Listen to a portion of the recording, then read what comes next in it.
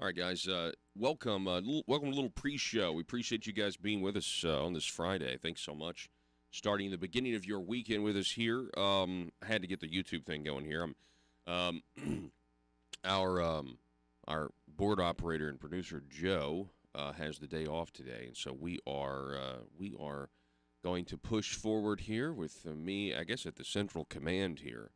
And the show's going to start here in about 3 minutes, and we got a lot of stuff to go over. I want to direct your attention first to this really, really good opinion piece over at conduitforaction.org. We'll be going over it later later on in the program by Mr. David Ferguson, the former head of the Arkansas Bureau of Legislative Research. His headline: "Running Away from a Vote." And it's pretty good. And, his experience is really just unmatched in terms of the things that he knows, the things that he's witnessed. It's a pretty funny story, actually, that he's written about when different legislators get in a bind and they don't want to go on record to vote, and how they exit the room, how they sometimes do it very abruptly, and it's very obvious what they're attempting to do, and that's not go on record. So we'll be talking, or we'll be going over that article a little bit later in the program. Also, I want to listen to President Donald Trump. The way the media represents the president, we obviously know it's very biased and everything else, the way they portray him. But when you actually listen to a long-form not even speech, but just a long-form conversation when he's in a meeting, at the table with his advisors, and he lets the press in. This is a guy that is not anywhere. I mean, it goes without saying that they portray him in an inaccurate way, but it's even worse than that, I guess. And I realized that almost every time that you actually sit down and you listen to the president, conduct the business of the White House or the business of the executive branch. It's to me, it's just fascinating. And if the American people could see it, I think it's a lot different than what makes the headline. The things that he says, they write the headlines on, but they just don't do it justice. They're not actually reporting the news. I mean, they're not actually accurately portraying somebody. And so I want to actually listen to that, as well as Elizabeth Warren. Looks like she's going to run for president, and she decided to make an Instagram post and be real down to earth about it, because she went and grabbed a beer real quick. Did anybody see it? I mean, it was the most cringeworthy thing I think I've ever seen. The show starts in 15 seconds.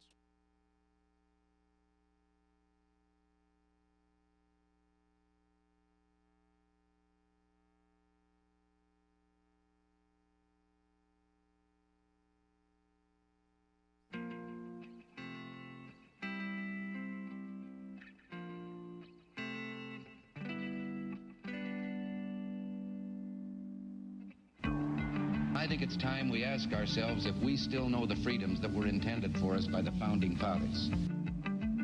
They seem to be in full-scale retreat from spending cuts and are talking about raising people's taxes again. And I have only one thing to say to the tax increasers. Go ahead, make my day. If we lose freedom here, there's no place to escape to. This is the last stand on earth. Those who would trade our freedom for security have embarked on this downward course. Whether we believe in our capacity for self-government or whether we abandon the American Revolution and confess that a little intellectual elite in a far distant capital can plan our lives for us better than we can plan them ourselves. Conduit News Radio with Paul Harrell is on now. Good morning, ladies and gentlemen. Thanks so much for being with us today. And happy Friday to you, by the way. Happy Johnny Cash Friday to you. We're going to get to some Johnny Cash music here in just a moment for our listeners who are listening on stations across Arkansas on everyday terrestrial radio. We really appreciate you guys out there. Building a Liberty machine. We can't do it without you. Every single day you go to conduitnews.com, folks, if you want the latest on your state news and politics. We've got some interesting developments There's an interesting story about the medical marijuana and how, if it's amazing. We're going to go over this here in a minute, but it's absolutely amazing. Love it or hate it, regardless, whether you think marijuana is good or bad. The people of Arkansas voted for it, and the state of Arkansas has really, if you are an average person, you're going to assume that they've just really dragged their feet in actually implementing all of this. But there's a fascinating story about Oklahoma up at conduitnews.com. We're going to get to that a little bit later in the program, and how Arkansans could qualify for Oklahoma marijuana if they had a card, but they don't have a card here yet because we have. It's fascinating to me. I mean, any way you look at it, if you were a proponent of medical marijuana, now I was not, but if you were one of them, then you'd be pretty frustrated right now about what's going on. So check that out over at conduitnews.com. Okay, so let's talk a little bit about the wall, shall we? Let's talk a little bit about it. Vice President Mike Pence is making the case for the wall. I saw that he was out there on, where was he? He did an interview. Was it Fox News? Yeah, he was on Fox News, basically saying, listen, we have a real crisis at the border. Now, this is a very hot topic right now, but this is something that has been going on for way too long. And if it wasn't for President Donald Trump, none of us would be talking about this right now, because even if there had been somebody in that field of 17 people other than him that would have beat Hillary Clinton, made it to the White House, won Pennsylvania, won Michigan, did that sort of thing, we all know that they would have rolled over by now and reopened the government, and we wouldn't get any funding for a wall. I mean, we know that, right? I mean, President Trump is the only one, I think, that just consistently hammers a message over and over and over again. He also is able to get around the mainstream media by tweeting things, and then the mainstream media reports on the tweets, and yeah, they're outraged by it, but the content of what was said is actually getting reported as well, and so that is obviously a new thing that we haven't really seen before. So check this out. This is the Daily Caller article. Let me see if I can't operate this software here. We're broadcasting live, by the way, over at our Facebook page, YouTube page as well. So here it is. This is the Daily Caller article. Headline: Pence, 2,000 people a day are apprehended trying to illegally enter the country. Quote, I want the American people to know that this is a real crisis at our border. We made progress last year. It probably was a result of the fact that the American people elected a new president who delivered a very strong message about confronting illegal immigration. We actually saw a decline in illegal immigration and incursions on the southern border. In the last 12 months, we have literally seen a dramatic increase in the number. 2,000 people a day apprehended at our border or found to be inadmissible trying to enter our country. That represents as much as we're all troubled about the caravans moving north, and there's talk about more caravans. Literally 2,000 people a day attempt to come into this country illegally by one means or another. Again, Vice President Mike Pence. Remember this photo? I have had so many conversations about what Vice President Mike Pence was thinking during the infamous Oval Office meeting between Chuck Schumer and Nancy Pelosi. Where Donald Trump was like, I got to have 60 votes from Chuck. I'm not going to get 60 votes from Chuck. Nancy's like, we'll just pass it in the House. You're not going to pass it in the House because you can't pass it in the House. And then the House went ahead and passed it. And Nancy Pelosi was wrong. Oh, by the way, yeah, she took control of Congress yesterday. How's that? Yeah, it was rough.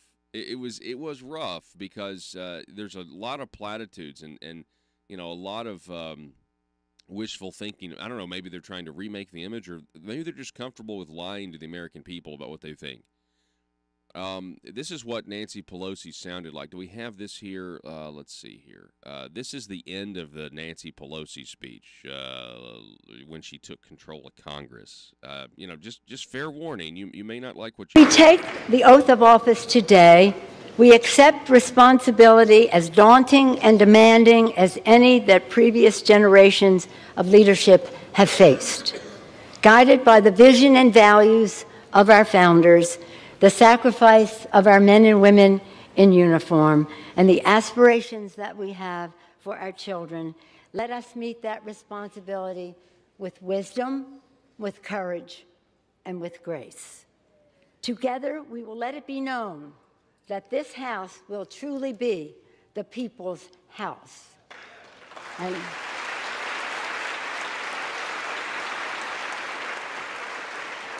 let us pray that God may bless our work and crown our good with brotherhood and sisterhood. Ah, there it is. From sea to shining sea. God bless you all, and God bless the United States of America. Thank you. I think I skipped a couple pages. Yeah. Here or there. I think I skipped a couple pages, so that made headlines. The headline was Nancy Pelosi botched her speech. I mean, she didn't really botch it. She just admitted. But anyway, I mean, then she went on in the speech. She talked about how this is going to be the most transparent. It's all the same stuff that we've heard from these Democrats before. You know, the most transparent, and then their real agenda is to impeach the president. We've known this was going to happen for a long time. We've known this. Look at this headline here. You got newly elected Congresswoman Rashida Tlaib's. Is that how you say her name? Tlaib's. Her first day in Congress, she was at an event after the swearing-in ceremony, and she said, quote, "We're going to impeach the MFer." To thunderous applause, mind you. We're going to impeach the MFer. You know what's interesting about all this is I was going over the broadcast that we put on yesterday, and we were talking, and this is up over at Conduit News. Check it out. We were talking to Dr. Michael Busler, and we're talking about the stock market and why it was so volatile. And he had some good insights there, I think. And now it is interesting, just on that real quick, that there are a lot of people that think that the economy is going to slow down next year. Now, he is not one of those people, but it is incredibly obvious to me that when you look at the what the media is reporting and the sources that the mainstream media is reporting is they are rooting for an economic slowdown for sure, because they're just so anti-Trump. I mean, they can't allow him to succeed. But I found it interesting. Dr. Busler was saying that the volatility in the stock market has more to do with the Democrats taking control of Congress than anything. Now, that hasn't been reported by, can you imagine CNN saying that? That it's the Democrats taking control of Congress and their anti-capitalistic tendencies?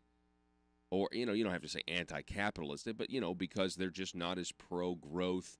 They're not for the economy growing as much as the Republicans are. You would never hear the mainstream media even speculate something to that end, because they think, oh, that's just ridiculous because, well, we're all Democrats. But it really comes down to, did you hear what Nancy Pelosi just said? She said sisterhood, crown our good with brotherhood and sisterhood, and that's the whole problem right there. And I think Dr. Busler put it really succinctly when he said the Democrat Party is about correcting perceived social injustices. And everything they do is centered around using the right pronoun.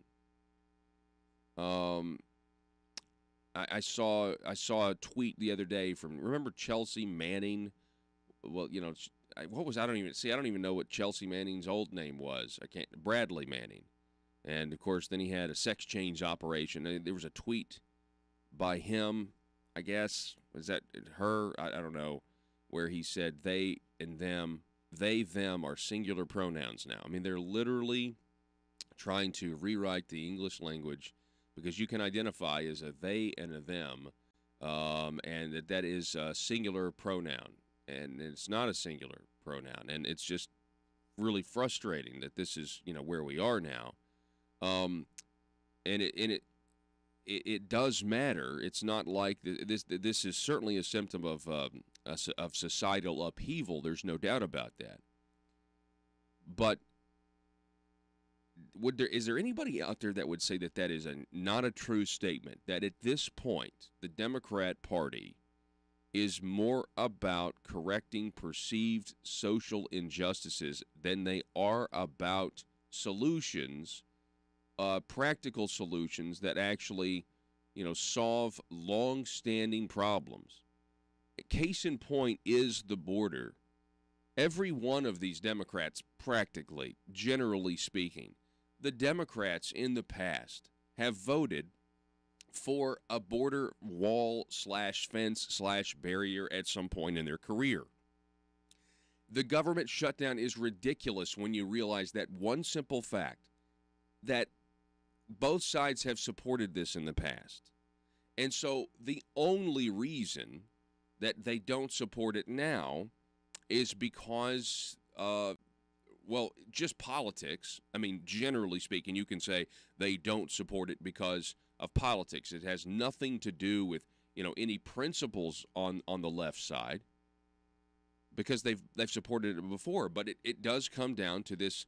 It's this little default, tick that they have now. And it's because they've allowed the far left to take control of their party to the point where if the Democrats were to give Donald Trump the wall, well, that would mean that the Democrats were aiding a racist, neo-Nazi KGB agent in his, future eugenics plan. That's what the Democrats think about the president and the people who support the president. They think the president wants a wall because he's a racist. That's what they think. And so because of politics and because of this need to always correct perceived social injustice, meaning the fact that people who are not American citizens, this is their belief, people who are not American citizens have a right to come here. I heard a figure on the way into work this morning that every illegal immigrant that comes here on average is like a cost of $70,000 to the United States taxpayer. Nobody wants to have that argument. Nobody wants to talk about the economic argument because you can't possibly argue for illegal immigration if you actually look at how much money it's costing us, our economy, wages, jobs, that sort of thing. But they believe that if Donald Trump gets the wall, they will be participating in his racism, which is it's not actual racism. Donald Trump wants to, it just so happens that the country to the south of us is Mexico. It just so happens that the country to the south of us is generally populated by one race of people, people who are Hispanic. It just so happens. Now, that doesn't mean that there's a racial component here. It means that there is a nation-state component here. Now, for political reasons some of these Democrats actually believe this nonsense. Nancy Pelosi's not one of them. Nancy Pelosi's not one of them. And she knows that a border fence is obviously a very reasonable ask here, but she is not allowed to do it because of politics. And that's all this is. It's all this is. And it's important we realize it. And when you look at it like that, it's just maddening. It's absolutely maddening. So we got some great stories ahead for you on the program, and it is Johnny Cash Friday. So what we're going to do here is we're going to take a break, and we're going to be back here in just a moment. So don't go anywhere.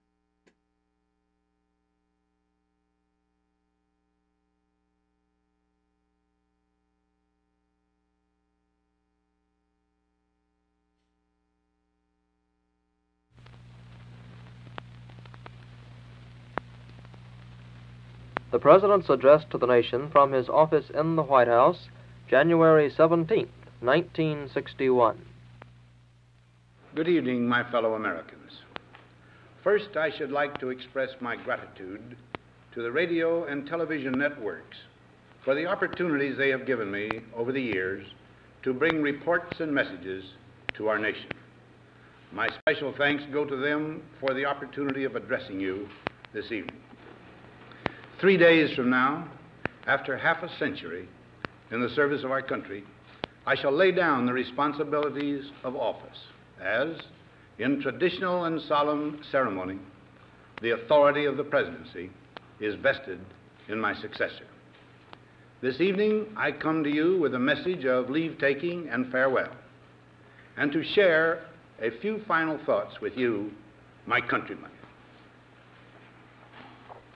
Like every other citizen, I wish the new president and all who will labor with him Godspeed. I pray that the coming years will be blessed with peace and prosperity for all. Our people expect their president and the Congress to find essential agreement on issues of great moment, the wise resolution of which will better shape the future of the nation. My own relations with the Congress, which began on a remote and tenuous basis when, long ago, a member of the Senate appointed me to West Point, have since ranged to the intimate during the war and immediate post-war period, and finally to the mutually interdependent during these past 8 years. In this final relationship, the Congress and the administration have, on most vital issues, cooperated well to serve the nation good rather than mere partisanship, and so have assured that the business of the nation should go forward. So my official relationship with the Congress ends in a feeling, on my part, of gratitude that we have been able to do so much together.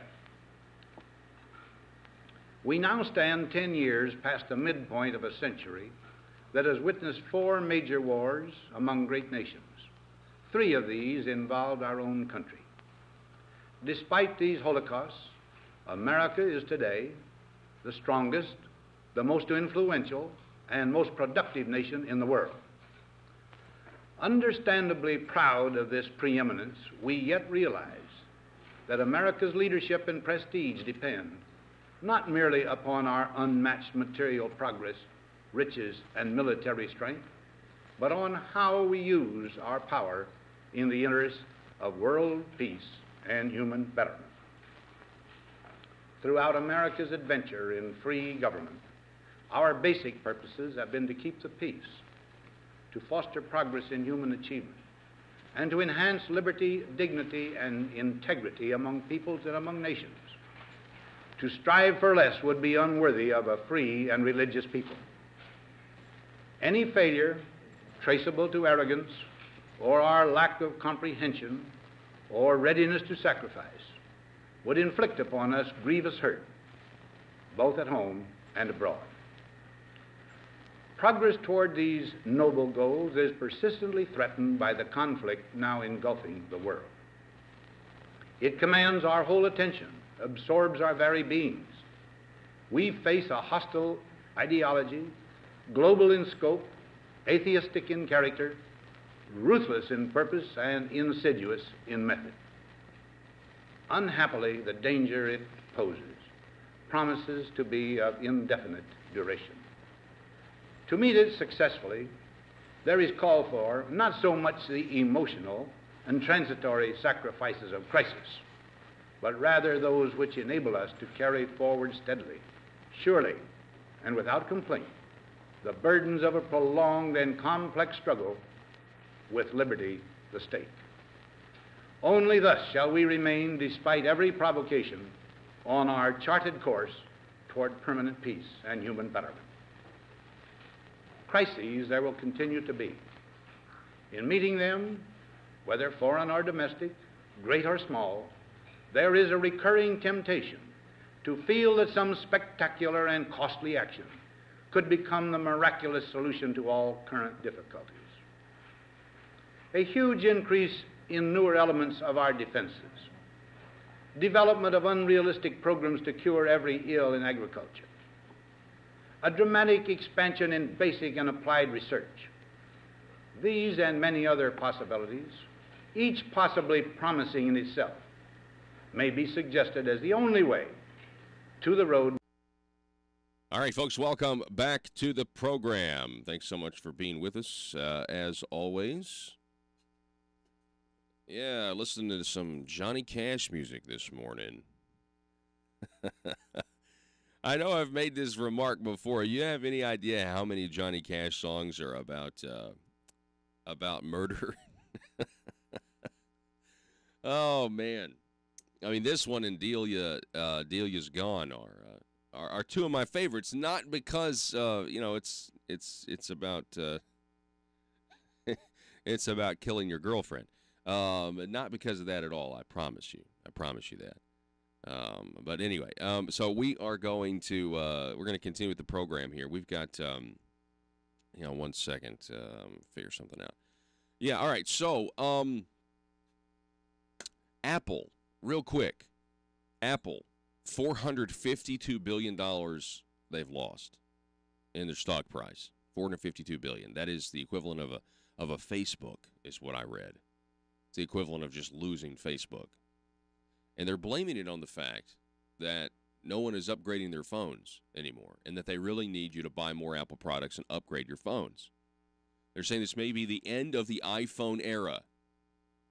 Do you believe that? I don't know. I'm not so sure. I mean, I've had my phone for a while now. I'm happy with it.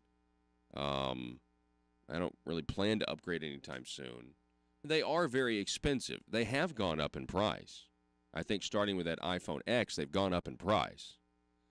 And so the Dow, the stock market, took a hit yesterday. This is big news. So we'll see. I don't know. I'm not sure what's going on. I'm not really privy to tech stocks or anything like that. But my goodness, did anyone see what James Woods tweeted? So James Woods is he's the actor who is I guess what I would say. I think he's kind of a blacklisted Hollywood actor because he's a conservative, right? And he rips on Democrats pretty much 24/7 on his Twitter page, and so he retweeted this video of Elizabeth Warren, who's announced for president. By the way, Elizabeth Warren won 2020th. Elizabeth Warren and won 2020th. Donald Trump actually tweeted that meme. It's pretty much a fantastic meme. But listen to this. Elizabeth Warren awkwardly, kind of says, welcome, thank you for being here, I'm gonna get a beer real quick. I think I'd like a beer. I'm gonna get a beer real quick. And then so she exits off of the camera, she gets a beer. And James Wood tweets this. He says, because face-planting drunk into a van at 11 in the morning worked so well for the last Democrat presidential candidate. The video of Hillary Clinton, and they're having to basically shove her into a van. Now, a lot of people didn't think she was drunk. That's actually the first time I've heard that maybe Hillary was drunk when that happened. I've heard that quite possibly, a lot of people don't think she's well, and has been well for a long time. Anyway, I never heard. I mean, not that I've never heard speculation about an alcohol problem. I'm just saying we got to go to break, and we'll be back here in just a moment.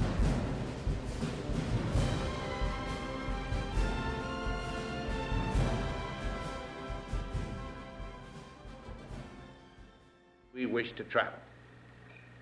But each proposal must be weighed in the light of a broader consideration, the need to maintain balance in and among national programs. Balance between the private and the public economy. Balance between the cost and hoped-for advantages. Balance between the clearly necessary and the comfortably desirable. Balance between our essential requirements as a nation and the duties imposed by the nation upon the individual. Balance between actions of the moment and the national welfare of the future. Good judgment seeks balance in progress.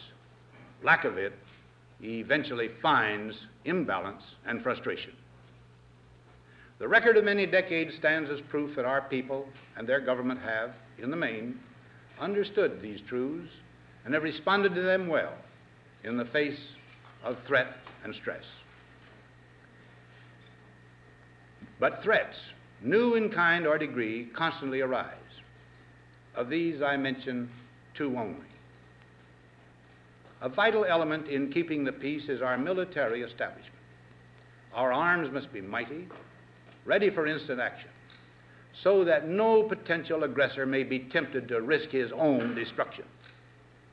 Our military organization today bears little relation to that known of any of my predecessors in peacetime. or indeed by the fighting men of World War II or Korea. Until the latest of our world conflicts, the United States had no armaments industry. American makers of plowshares could, with time and as required, make swords as well. But we can no longer risk emergency improvisation of national defense. We have been compelled to create a permanent armaments industry of vast proportions. Added to this, 3.5 million men and women are directly engaged in the defense establishment. We annually spend on military security alone more than the net income of all United States corporations.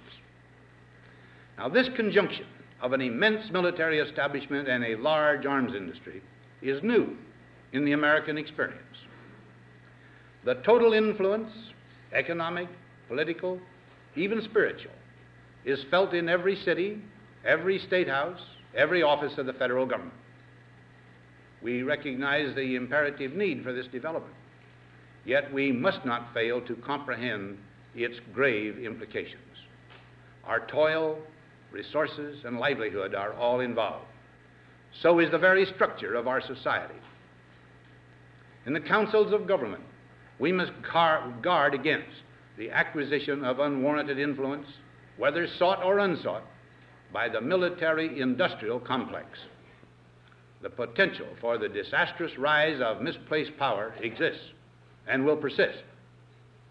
We must never let the weight of this combination endanger our liberties or democratic processes. We should take nothing for granted. Only an alert and knowledgeable citizenry can compel the proper meshing of the huge industrial and military machinery of defense with our peaceful methods and goals, so that security and liberty may prosper together. Akin to and largely responsible for the sweeping changes in our industrial military posture has been the technological revolution during recent decades. In this revolution, research has become central. It also becomes more formalized, complex, and costly. A steadily increasing share is conducted for, by, or at the direction of the federal government. Today, the solitary inventor, tinkering in his shop, has been overshadowed by task forces of scientists in laboratories and testing fields. In the same fashion, the free university, historically the fountainhead of free ideas and scientific discovery, has experienced a revolution in the conduct of research. Partly because of the huge costs involved, a government contract becomes virtually a substitute for intellectual curiosity. For every old blackboard, there are now hundreds of new electronic computers. The prospect of domination of the nation's scholars by federal employment, project allocations, and the power of money is ever present and is gravely to be regarded. Yet in holding scientific research and discovery in respect, as we should, we must also be alert to the equal and opposite danger that public policy could itself become the captive of a scientific, technological elite. It is the task of statesmanship to mold, to balance. All right, folks. Welcome back. Welcome back to the show. Thanks so much for being with us. Oh, let's see what. And to integrate these and other forces. Stop that again. That was he turned the water into wine. Folks, if you're missing out on the terrestrial broadcast, I'm telling you, we got some good Johnny Cash music today. Hang on a second. There I am. I gotta do this. And so if you can't tell this morning, then I'm a little producerless, I guess. So I'm having to run all these systems all by myself, simultaneously, if you will. But it's okay. It's okay. We're gonna make it. Yeah, so let's start with this. Well, first of all, I thought this would make a good segment for the Conduit for Commerce policy segment. You can find out more at conduitforcommerce.org. They are putting Arkansas small business first, and so you need to definitely check them out. And coming up at the top of the next hour, by the way, I want to go over this story by the former head of the Arkansas Bureau of Legislative Research, David Ferguson, because it is pretty interesting about running away from votes. It's a very, very funny story, and certainly we've seen some of this before, but to hear his account of it is pretty good. So, if you're a small business owner out there, if you talk to small business owners, the ones that I've spoken with, they'll tell you that they really need somebody to be able to show up to work on time, be able to pass a drug test. If you'll talk to some of the government is always about like work training programs and things like that. And what's interesting about work training programs is you're using the same apparatus that you've used, that the taxpayers have funded for 13 years of a citizen's life. I'm talking about public education. And you're going to use that same apparatus. It's like you've had them for 13 years, and then use the same apparatus to attempt to teach more and more work training and things like that. And the question is, and I'm not saying it's not possible. I'm very skeptical. How does a government program change the human heart in terms of like motivations of work ethic and things like that? How does a government program do that, especially later in life? Like especially when you're 18, 19, 20, in your 20s. Like how does a government program going to actually do that if you've just predisposed to not really wanting to go out and get a job like that? I don't know how you do that, but anyway, there's still plenty of people. You're a terrible person, I guess, if you don't want more money going to the educational programs that don't seem to be working. If you don't want more money going to work training programs that don't seem to be working, but hey, that's just part of it, I guess. Don't know if we're ever going to win that argument, but if you talk to small business owners, they a lot of them, some of them, will say, I don't want the government to teach them anything. Let me teach them. I just need these qualities. Show up to work on time. Pass a drug test. Are you reliable? Are you dependable? Well, here is a story I found over at redstate.com, written by a guy by the name of Brandon Morse. And the headline here is Generation Z is foregoing college to attend trade schools. And this is horrid news for the left. Now, certainly it is, because if you don't go to college, there's less chance you're going to get indoctrinated if you haven't been indoctrinated already. But first of all, those of you out there may not even know what we're talking about when we say Generation Z. Generation Z is the generation, supposedly, that are coming up, and they're the ones that are not millennials. And so there's been a lot of speculation, and there's a lot of evidence to back this up, too, that Generation Z has had it with political correctness, that Generation Z is now the counterculture, and the counterculture is actually fighting off the speech police. The Generation Z, these are folks that just, they're tired, they've been raised kind of being told about all of these, all these things that you're not supposed to do. Are you a white man? Well, you may be the problem. You have white privilege, and it seems, you've got to be careful what you say and around this person, around that person, and pronoun usage. And it seems like Generation Z, and like I said, there's all these social media apps. I can't even remember them, but I've been doing some research on them that these Generation Z people are using to basically make these memes to be very funny and goofy. You know how like a kid would be goofy but also edgy and of course it's not politically correct stuff at all. And that's what I've read about Generation Z. That's pretty much what I know about them. So then I hear this story about how some in Generation Z, again Brandon Morse here. Let me see if I can cut to it. The generation that's coming up after the millennials.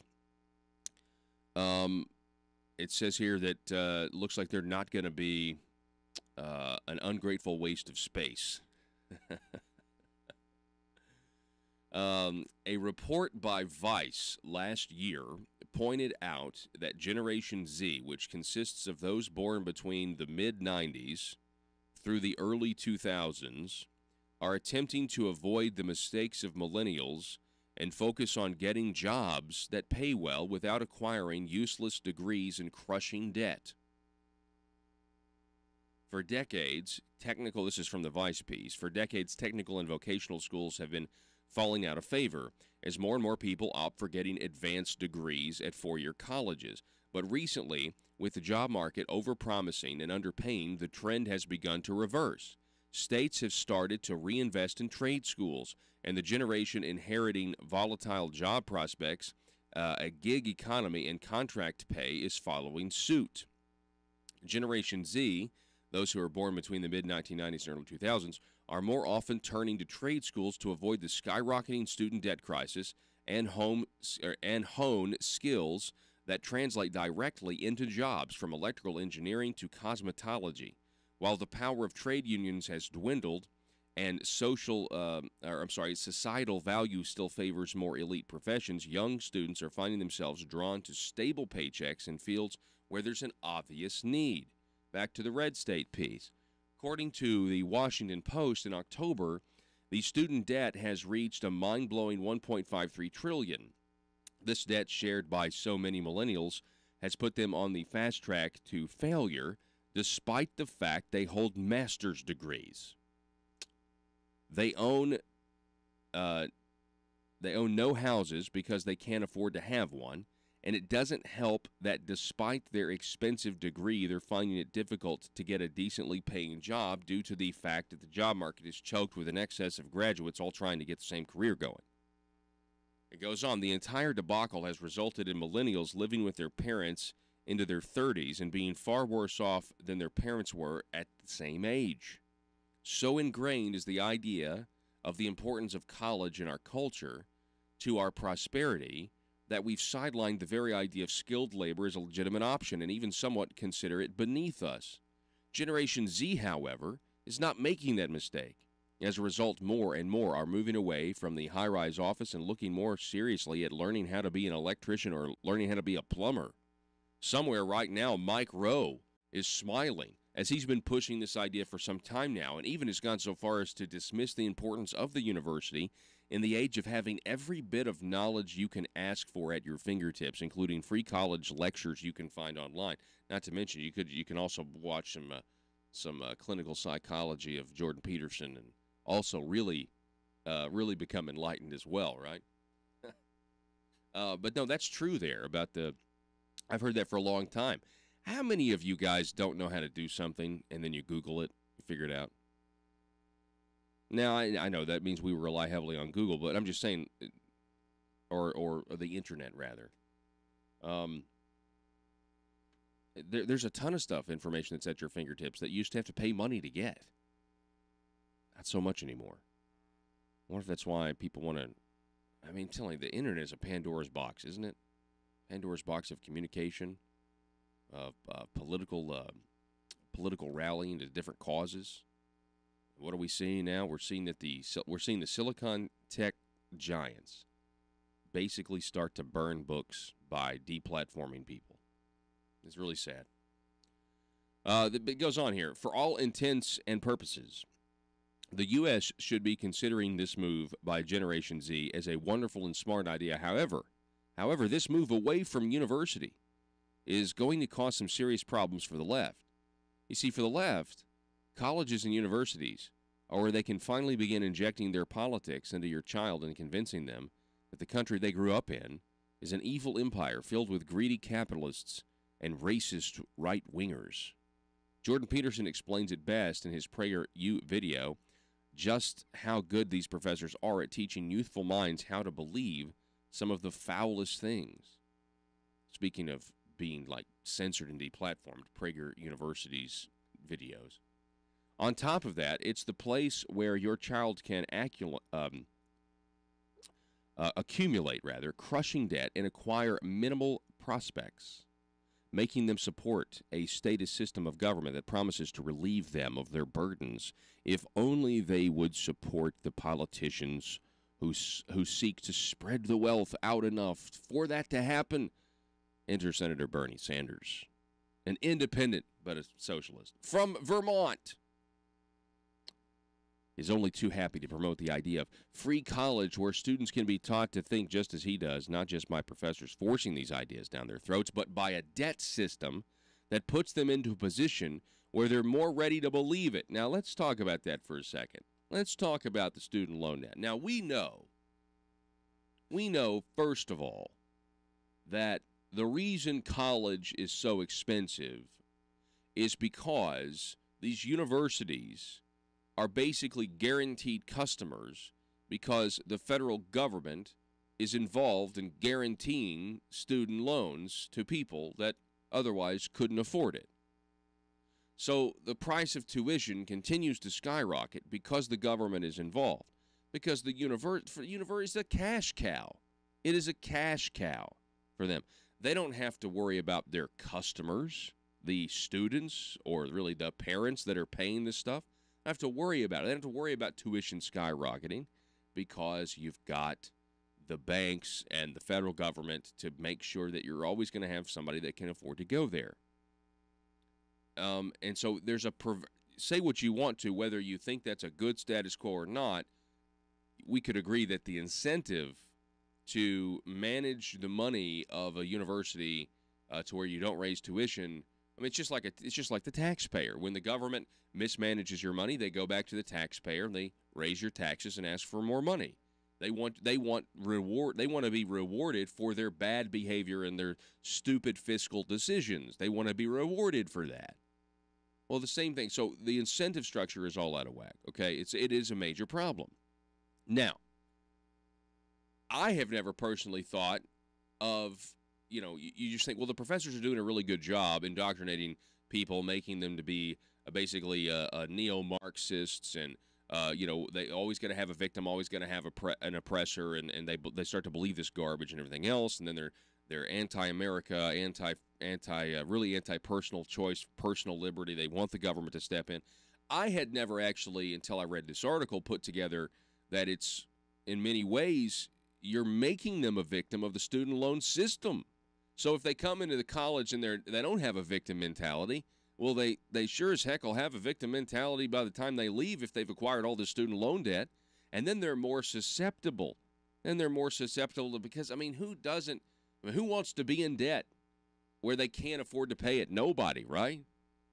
And then you start getting hassled, right? You start getting hassled by, you got to make your student loan payment. You're out of college. Well, I can't make the payment. Well, gosh, you know what? If Bernie Sanders was elected president, they would my student loan debt would just be absorbed, or it would just be forgiven, or what have you. I had never thought until this article about how the actual university system itself, not for all students, but for some, is actually it's feeding in to this supposed new society and new experiment that they want to see. Well, of course, it's not new; it's been tried before, and it ends in people's mass deaths in the 20th century. Is this what Senator Bernie Sanders wrote? Yeah, so this is what Bernie Sanders wrote in the Washington Post. In my view, education is essential for personal and national well-being. We live in a highly competitive global economy, and if our economy is to be strong, we need the best educated workforce in the world. We won't achieve that if every year hundreds of thousands of bright young people can't afford to go to college while millions more leave school deeply in debt.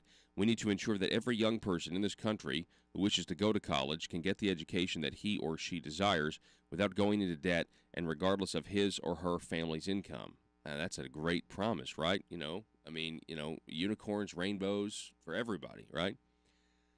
If Generation Z, though, is turning its back on all of this, then you might actually start to see the edge the left currently has on the populace begin to dull. No more indoctrinated youths taking to sidewalks with picket signs and this says half-assed beliefs, fewer leftist voters blindly following orders, and no more student debt weighing on a populace in an already troubled economy, greasing the wheels of socialistic beliefs. It's an interesting concept. Never actually thought about it this way, but I do know this. if this is true, and if Generation Z is foregoing college and actually going out and getting jobs, that already makes them more prone to be more conservative. It already makes them want to have lower taxes because they see how much money that's been taken out of their check already. They're out there getting a job. They're out there working. They're out there, taking home what they've made, trying to provide for themselves, trying to think for the future.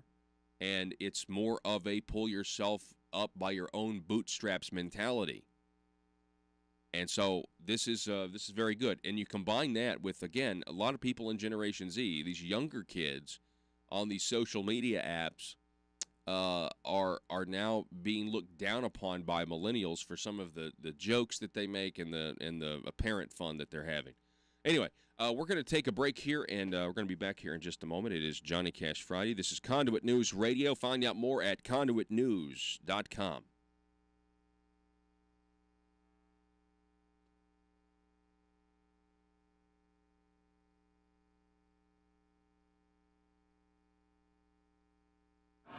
And to integrate these and other forces, new and old, within the principles of our democratic system, ever aiming toward the supreme goals of our free society. Another factor in maintaining balance involves the element of time. As we peer into society's future, we, you and I, and our government, must avoid the impulse to live only for today, plundering for our own ease and convenience the precious resources of tomorrow. We cannot mortgage the material assets of our grandchildren without risking the loss also of their political and spiritual heritage. We want democracy to survive for all generations to come, not to become the insolvent phantom of tomorrow. During the long lane of the history yet to be written, America knows that this world of ours, ever growing smaller, must avoid becoming a community of dreadful fear and hate, and be instead a proud confederation of mutual trust and respect. Such a confederation must be one of equals. The weakest must come to the conference table with the same confidence as do we, protected as we are by our moral, economic, and military strength. That table, though scarred by many past frustrations, cannot be abandoned for the certainty agony of disarmament, of the battlefield. Disarmament with mutual honor and confidence is a continuing imperative. Together we must learn how to compose differences, not with arms, but with intellect and decent purpose. Because this need is so sharp and apparent, we are by our moral, I confess that I lay down my official responsibilities in this field with a definite sense of disappointment. As one who has witnessed the horror and the lingering sadness of war, as one who knows that another war could utterly destroy this civilization, which has been so slowly and painfully built over thousands of years, I wish I could say tonight that a lasting peace is in sight. Happily, I can say that war has been avoided. Steady progress toward our ultimate goal has been made, but so much remains to be done.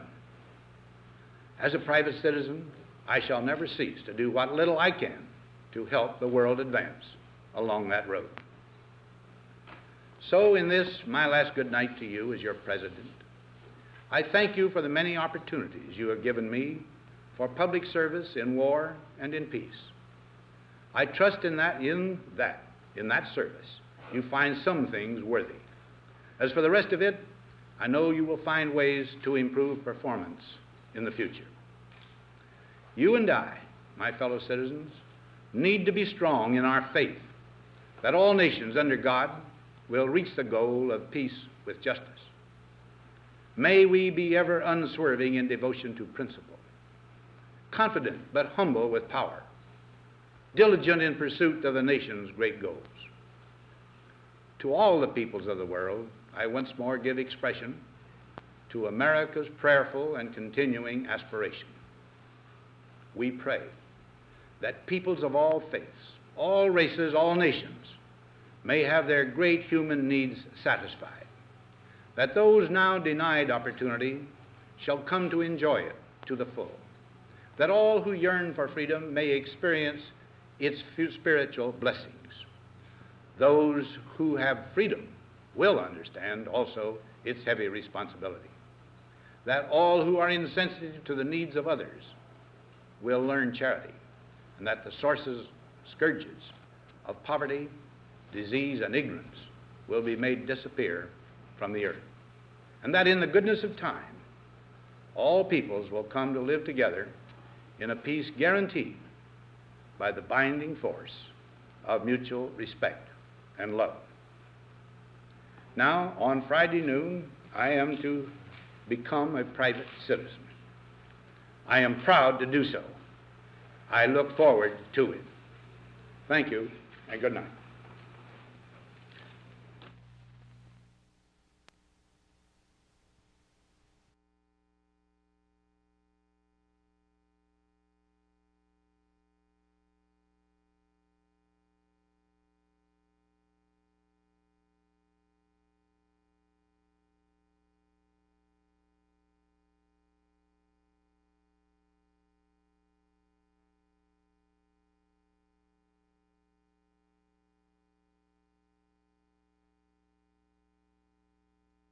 All right, welcome back, ladies and gentlemen. As we wind down the show today, one second here. There we go. Want to remind you that this broadcast of this first hour will be available over at conduitnews.com, SoundCloud, the iTunes Store, all you can handle. All right, so when we come back, this article here is just great. It's written by Mr. David Ferguson. It's over at conduitforaction.org, and it talks about how politicians, specifically here in Little Rock, they run away from voting sometimes. And there's a few examples of this. There's one in particular. That there's Dave Ferguson, he's got a lot of stories, is what I'm trying to say. So we're gonna go over some of this. And will we see more of this in the session that starts on the 14th of January? Are we going to see more people? This is why they should record all of their votes, right? A novel concept that they should record all committee votes all the time. Then you don't get to just get up and leave. You know what I'm saying? All right, so we're gonna take a break. We're gonna be right back here in just a moment. Arkansas, don't go anywhere. We got one more hour coming your way next on this Johnny Cash Friday.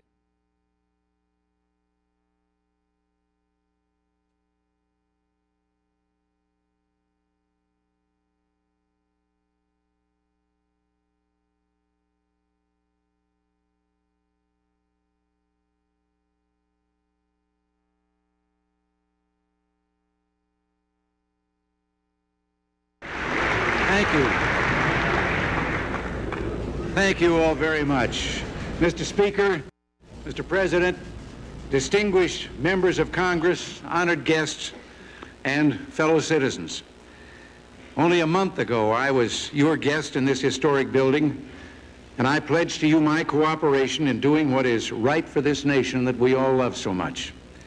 I'm here tonight to reaffirm that pledge and to ask that we share in restoring the promise that is offered to every citizen by this, the last best hope of man on earth.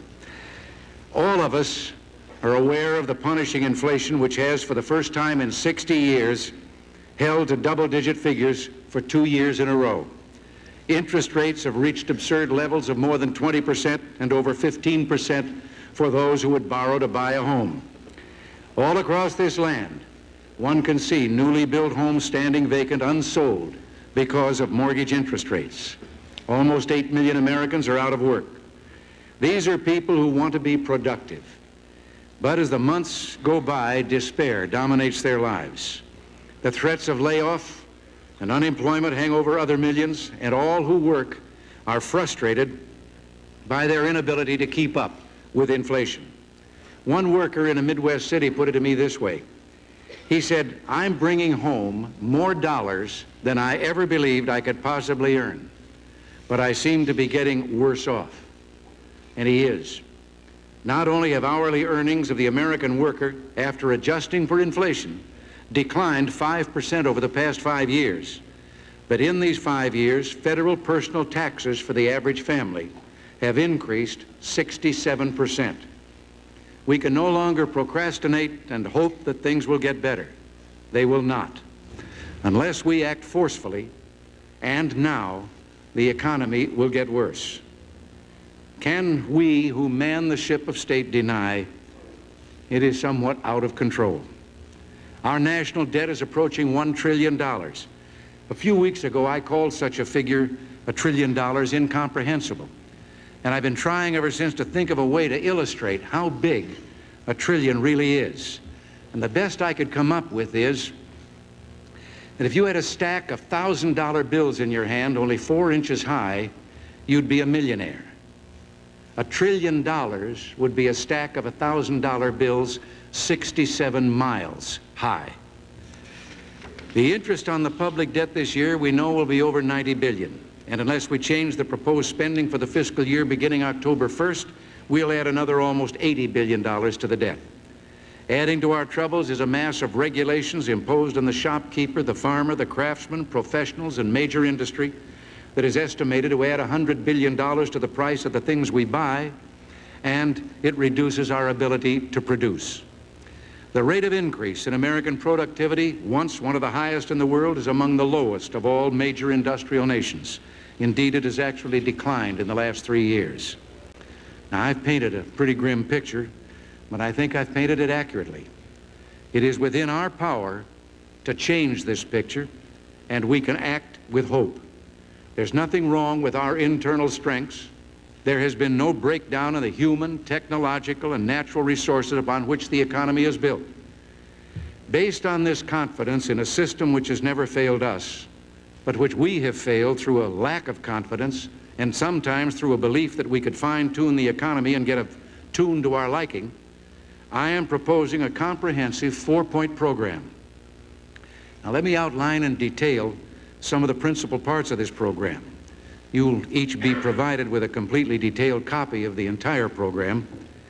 This plan is aimed at reducing the growth in government spending and taxing, reforming and eliminating regulations which are unnecessary and unproductive or counterproductive, and encouraging a consistent monetary policy aimed at maintaining the value of the currency. If enacted in full, this program can help America create 13 million new jobs, nearly 3 million more than we would have without these measures. It will also help us to gain control of inflation. It's important to note that we're only reducing the rate of increase in taxing and spending. We are not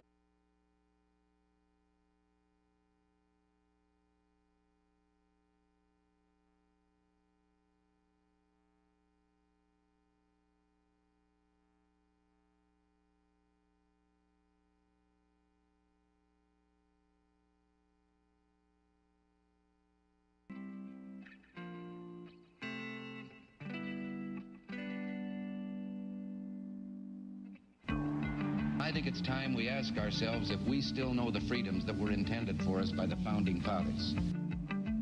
They seem to be in full-scale retreat from spending cuts and are talking about raising people's taxes again. And I have only one thing to say to the tax increasers. Go ahead, make my day. If we lose freedom here, there's no place to escape to. This is the last stand on earth. Those who would trade our freedom for security have embarked on this downward course. Whether we believe in our capacity for self-government or whether we abandon the American Revolution and confess that a little intellectual elite in a far distant capital can plan our lives for us better than we can plan them ourselves. Conduit News Radio with Paul Harrell is on now. Hey, folks, welcome to the program. Thanks so much for being with us today. Intersection of conservative ideas and reality, where we are building a liberty machine, and it is hour number 2. Feel free to sound off on the Facebook page, facebook.com/Conduit News. as well as feel free to go on the YouTube page as well. If you go to the YouTube page, the Conduit News page, we would love for you to subscribe. We'd love for you to click the little bell to receive notifications. We would really appreciate that. Okay, so I want to start the top of this program talking a little bit about how things tend to go in the legislative process here at the state level when folks decide to step out of the room at the right moment so they don't have to go on record when they're in a tough political situation. This is illustrated perfectly by Mr. David Ferguson. He is the former head of the Bureau of Legislative Research, and he has posted this over at conduitforaction.org, running away from a vote. Have you ever been in an awful meeting, he writes, and wanted to get out? The question is how to escape without drawing attention to yourself or making people mad that you bailed out on them. Perhaps you thought, I'll look at my cell phone as if I just got an important call and need to go outside to talk, and then I'll keep going right to my car. Politicians are no different, he writes. Sometimes a politician wants out of a meeting to keep from having to take a stand on a particular issue.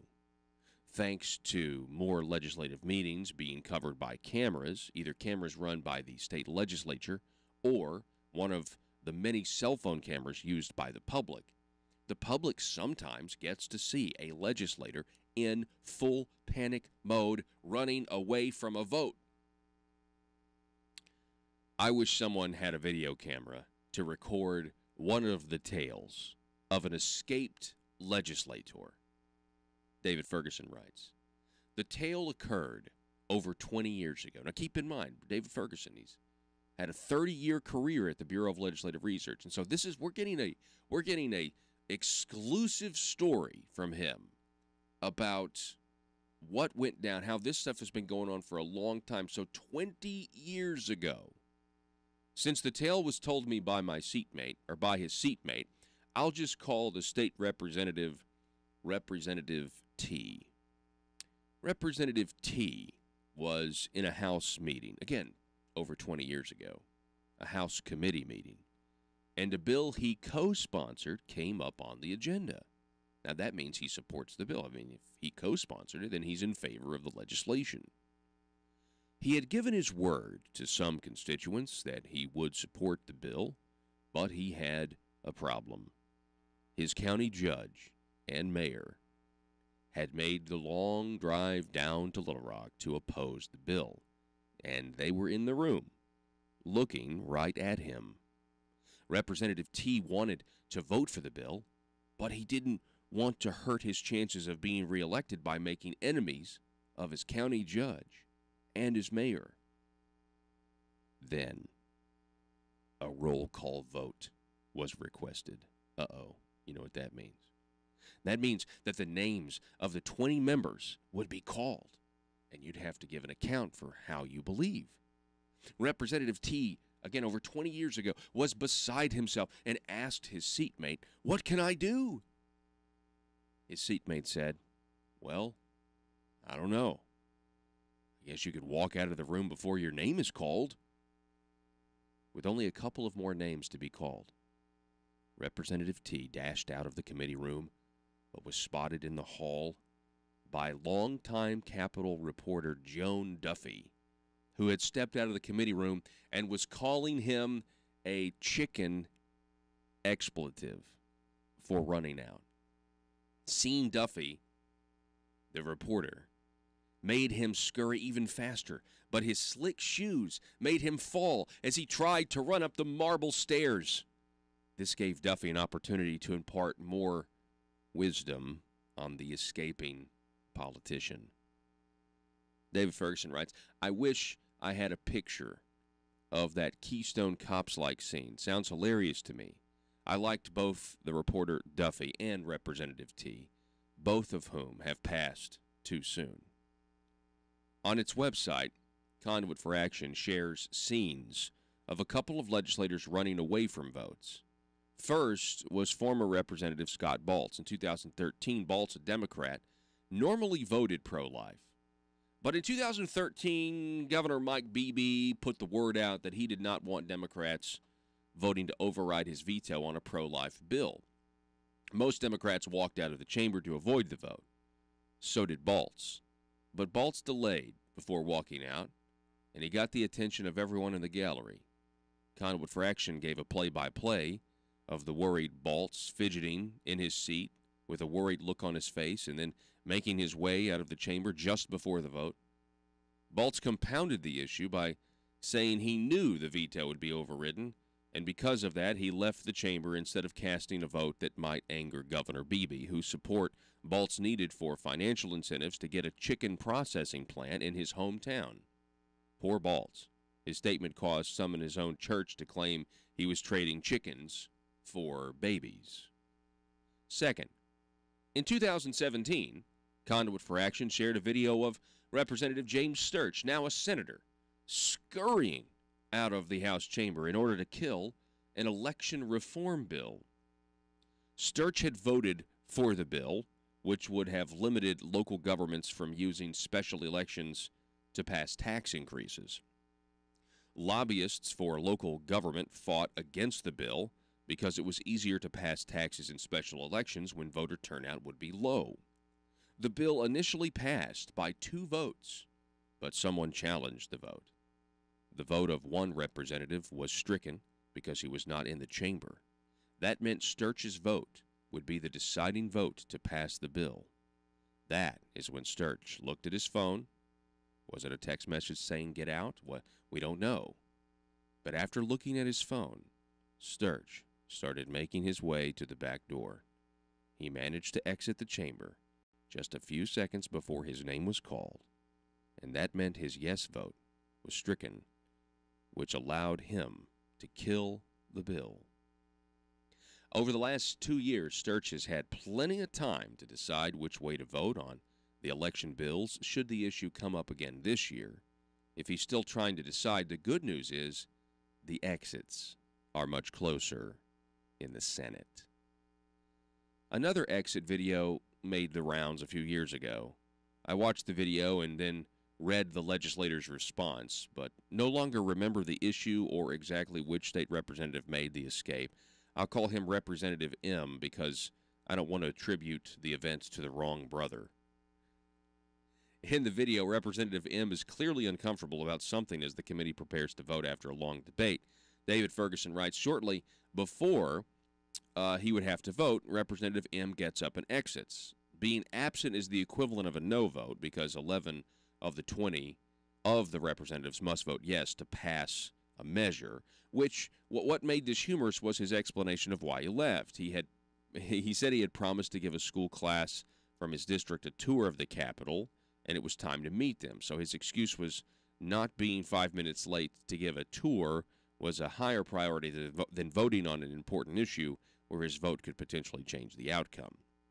David Ferguson goes on, yes, legislators have and will continue to run out on votes.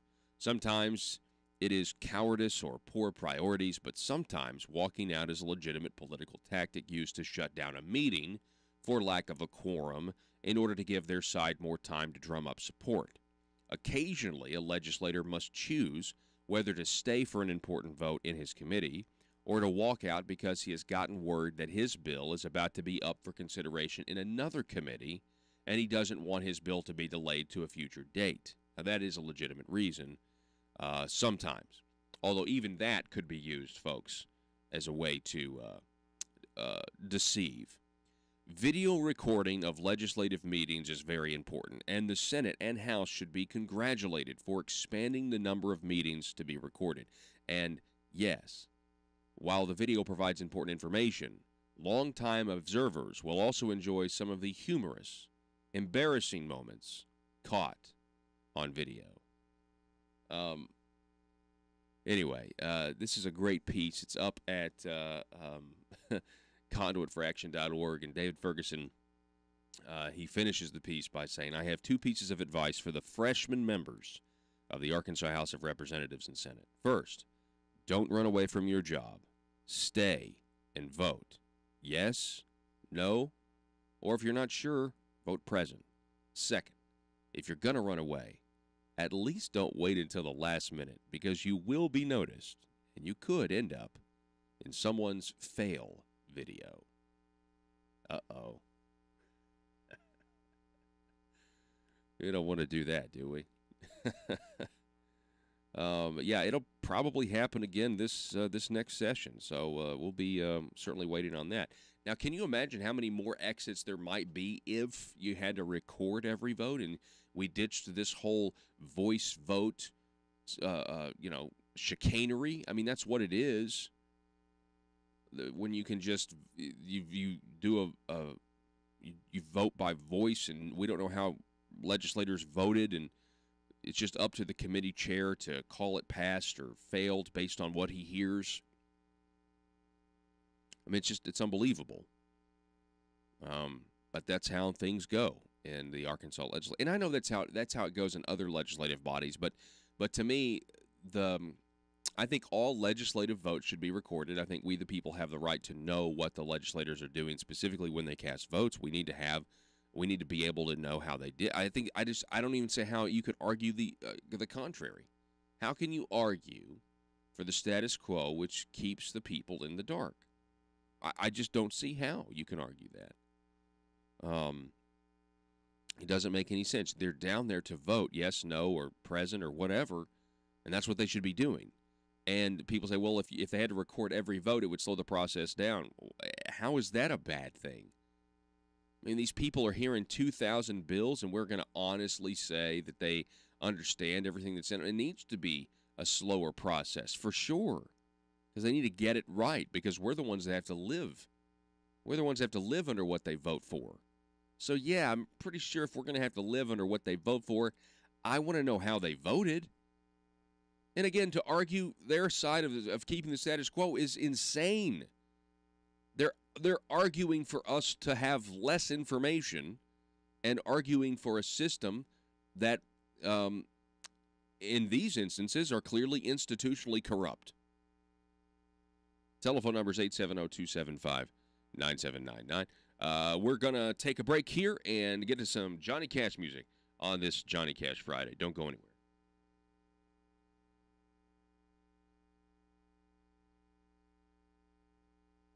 Attempting to cut either spending or taxing levels below that which we presently have.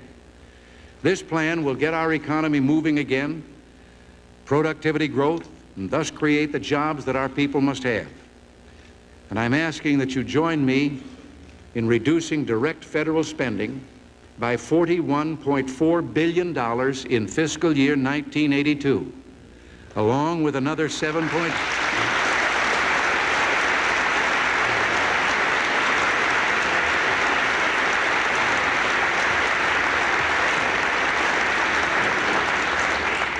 And this goes along with another $7.7 billion in user fees and off-budget savings for a total of $49.1 billion. And this will still allow an increase of $40.8 billion over 1981 spending. Now, I know that exaggerated and inaccurate stories about these cuts have disturbed many people, particularly those dependent on grant and benefit programs for their basic needs. Some of you have heard from constituents I know, afraid that Social Security checks, for example, were going to be taken away from them. Well, I regret the fear that these unfounded stories have caused, and I welcome this opportunity to set things straight. We will continue to fulfill the obligations that spring from our national conscience. Those who, through no fault of their own, must depend on the rest of us, the poverty-stricken, the disabled, the elderly, all those with true need, can rest assured that the social safety net of programs they depend on are exempt from any cuts. The full retirement benefits of the more than 31 million Social Security recipients will be continued along with an annual cost of living increase. Medicare will not be cut, nor will supplemental income for the blind, the aged, and the disabled, and funding will continue for veterans' pensions. School breakfasts and lunches for the children of low-income families will continue, as will nutrition and other special services for the aging. There will be no cut in Project Head Start or summer youth jobs. All in all, nearly $216 billion worth of programs providing help for tens of millions of Americans will be fully funded. But government will not continue to subsidize individuals or particular business interests where real need cannot be demonstrated.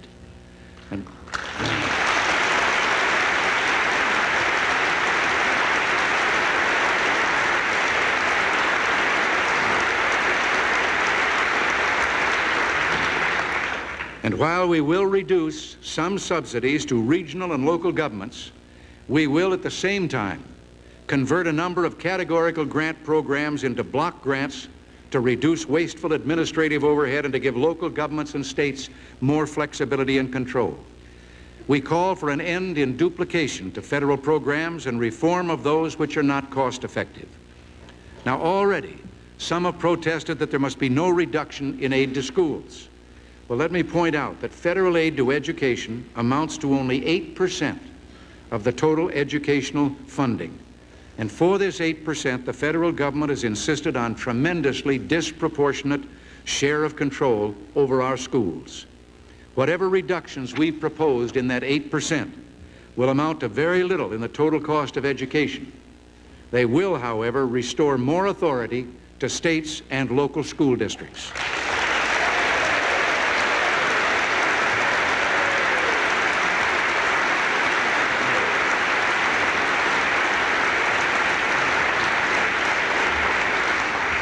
Historically, the American people have supported, by voluntary contributions, more artistic and cultural activities than all the other countries in the world put together. I wholeheartedly support this approach and believe that Americans will continue their generosity. Therefore, I'm proposing a savings of $85 million in the federal subsidies now going to the arts and humanities. There are a number of subsidies to business and industry that I believe are unnecessary. Not because the activities being subsidized aren't of value, but because the marketplace contains incentives enough to warrant continuing these activities without a government subsidy. One such subsidy is the Department of Energy's synthetic fuels program. We will continue support of research leading to development of new technologies and more independence from foreign oil. But we can save at least $3.2 billion by leaving to private industry the building of plants to make liquid or gas fuels from coal. We're asking that another major industry, business subsidy I should say, the Export-Import Bank Loan Authority be reduced by 1/3 in 1982. We're doing this because the primary beneficiaries of taxpayer funds in this case are the exporting companies themselves, most of them profitable corporations. This brings me to a number of other lending programs in which government makes low-interest loans, some of them at an interest rate as low as 2%. What has not been very well understood is that the Treasury Department has no money of its own to lend. It has to go into the private capital market and borrow the money. So in this time of excessive interest rates, the government finds itself borrowing at an interest rate several times. All right, folks, welcome back to the program. We appreciate you being with us. You can find us over at facebook.com/Conduit News, conduitnews.com as well. So this is Elizabeth Warren and her Instagram video because she's going to run for president because it's the 2021. Elizabeth Warren won 2020th, right? Oh. Isn't that what you would think? I'm glad for everybody who's joining this video. It's great to hear from you. Hold on a sec. I'm going to get me a beer. Weird, right? I'm going to get... She goes and she gets herself a beer. Clover, my husband Bruce is now in here. You want a beer? No, I'll pass on the beer for now. You sure? Okay, say hello. Yes. So, this is my sweetie. Hello. He's the best. And I'm crazy. I love you too. Thank you for being here. Pleasure. I'm glad you're here. Where else would he be? Thank you for being here. So, who have we got here so far? That I can see. Gabmar, good to see you. My goodness. Okay, so then everybody goes kind of Everybody responds to it. It was extremely awkward. It was like oh, I don't know. It was a train wreck. I think it's easy to say it was a train wreck. So who have we got here? What do we got here going on? You know what? I'm gonna grab a beer real quick. Before we get started, I'm gonna grab a beer real quick. Look for her to really. I think just she's learned from Hillary. You know how when Hillary comes down south and everything, and she'll start to talk country. I mean, it's happened many times. I can't remember one of the things. The last thing she said in Arkansas was something about I don't. Anyway, it was always she always would start to talk like this when she come down, and it's just really offensive. Now I know Elizabeth Warren's from Massachusetts, but how do we know who this woman is? Does she think she's a Native American? I mean, she's good at playing a part. I know that. Definitely good playing a part.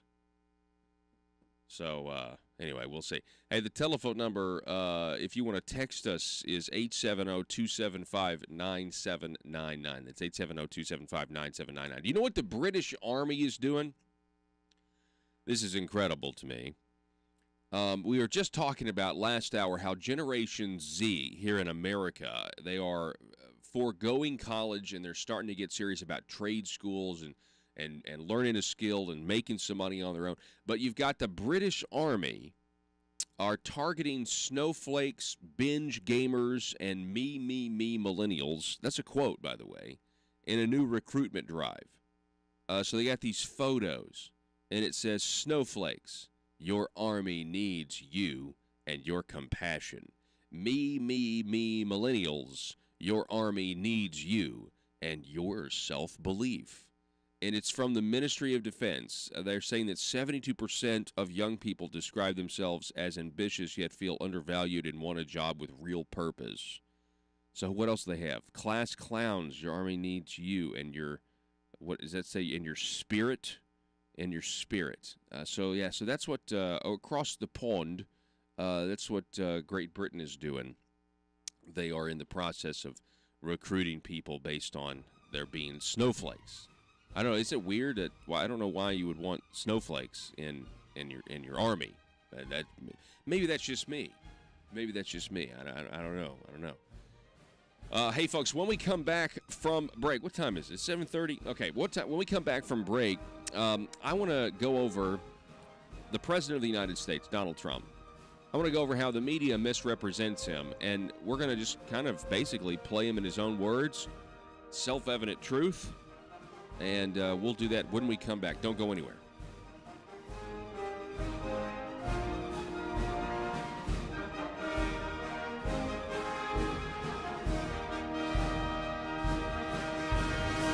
As high as the interest it gets back from those it lends the money to. And this difference, of course, is paid by your constituents, the taxpayers. They get hit again if they try to borrow, because government borrowing contributes to raising all interest rates. By terminating the Economic Development Administration, we can save hundreds of millions of dollars in 1982 and billions more over the next few years.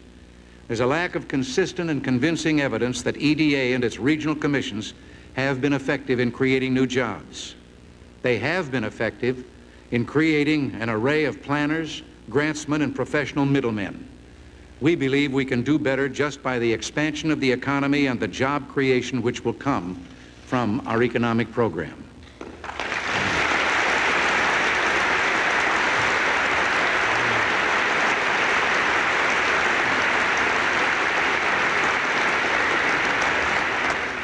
The food stamp program will be restored to its original purpose, to assist those without resources to purchase sufficient nutritional food. We will, however, save $1.8 billion in fiscal year 1982 by removing from eligibility those who are not in real need or who are abusing the program.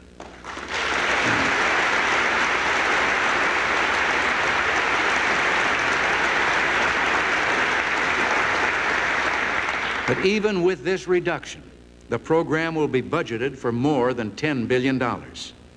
We will tighten welfare and give more attention to outside sources of income when determining the amount of welfare an individual is allowed.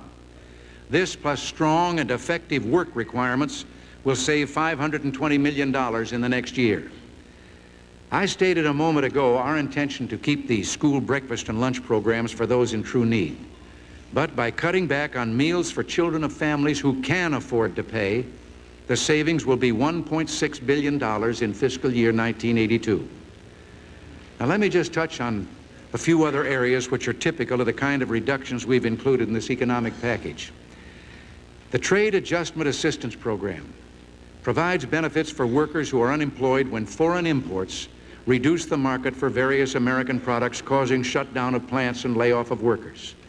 The purpose is to help these workers find jobs in growing sectors of our economy. There's nothing wrong with that.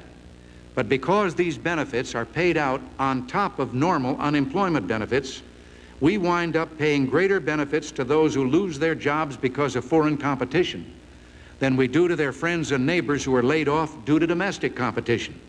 Anyone must agree that this is unfair.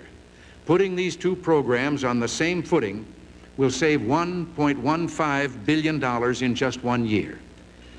Earlier, I made mention of changing categorical grants to states and local governments into block grants. Now, we know, of course, that the categorical grant programs burden local and state governments with a mass of federal regulations and federal paperwork. Ineffective targeting, wasteful administrative overhead, all can be eliminated by shifting the resources and decision-making authority to local and state government. This will also consolidate programs which are scattered throughout the federal bureaucracy, bringing government closer to the people and saving $23.9 billion over the next 5 years. Our program for economic renewal deals with a number of programs which at present are not cost-effective. An example is Medicaid. Right now, Washington provides the states with unlimited matching payments for their expenditures. At the same time, we here in Washington pretty much dictate how the states are going to manage those programs. We want to put a cap on how much the federal government will contribute, but at the same time allow the states much more flexibility in managing and structuring the programs. I know from our experience in California that such flexibility could have led to far more cost-effective reforms. Now, this will bring a savings of $1 billion next year. The space program has been and is important to America, and we plan to continue it. We believe, however, that a reordering of priorities to focus on the most important and cost-effective NASA programs can result in a savings of $250,000.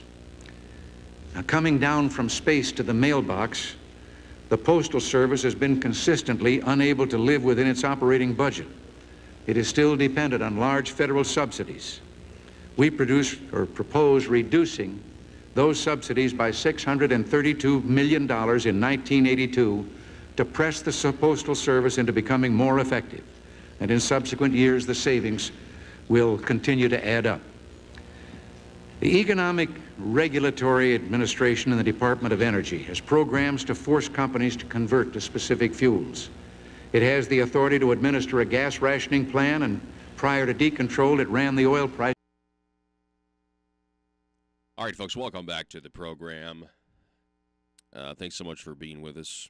All right, so, you know, the President of the United States, President Donald Trump, he is, he's certainly I was just thinking this the other day, like he's going to be, I think, maybe the most important president in the 21st century. With what he's doing. I mean, if he continues to do what he's doing. Now, I was talking to somebody the other day, somebody who is a conservative the other day that just is still one of these people that can't get over his style. I just wish he wouldn't say it the way he does. And there's a lot of people that feel that way. But personally, I think that some people just, it's like they don't want to admit that Donald Trump is actually the most honest president we've ever had in terms of he's not lying to the people in terms of who he personally is. He just kind of lets it all hang out, and he says what he thinks, and I think that's what a lot of us do. We want a president that's real. We want to be real with one another. I think Donald Trump is a highly relational guy. I think that all of us desire that as well and actually live that out, and politicians don't. Politicians typically put up walls. No pun intended. They put up fronts, and that's not what President Trump does. It's clear he's different than other people in that way.